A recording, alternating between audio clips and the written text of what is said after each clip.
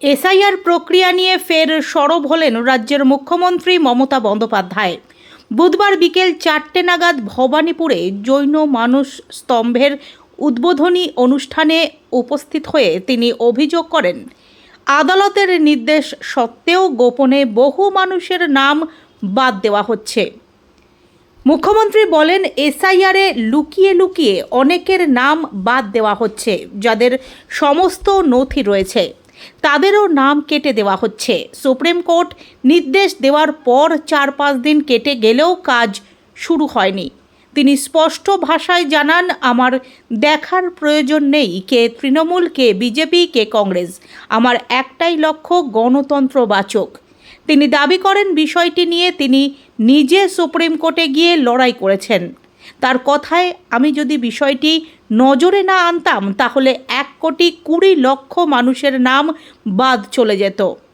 SIR প্রক্রিয়ায় বহু মানুষের ভোটাধিকার ক্ষুণ্ণ হয়েছে বলেও অভিযোগ করেন তিনি। এদিন ভবানীপুরের অনুষ্ঠানে জৈন ধর্মাবলম্বীদের সঙ্গে মতবিনিময় করেন মুখ্যমন্ত্রী।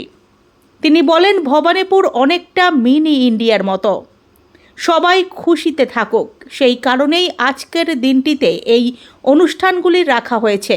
সত্যের জয় হোক। অনুষ্ঠান মঞ্চ থেকেই একাধিক সরকারি প্রকল্পের উদ্বোধন ও শিলান্যাস করেন তিনি। হাওড়া, পূর্ব ও পশ্চিম বর্ধমান, উত্তর দিনাজপুর, মালদা, কোচবিহার, জলপাইগুড়ি, আলিপুরদুয়ার ও দার্জিলিং জেলায় বিভিন্ন প্রকল্পের সূচনা হয়। মাদার অ্যান্ড চাইল্ড হাব এবং একটি জেলা হাসপাতালে 50টি শয্যার উদ্বোধন করা হয়।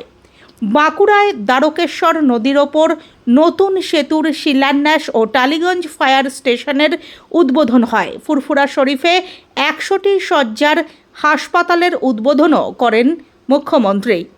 সরকারি সূত্রে জানা গিয়েছে, এদিন প্রায় 850 কোটি টাকার প্রকল্পের উদ্বোধন ও শিলান্যাস করা হয়েছে।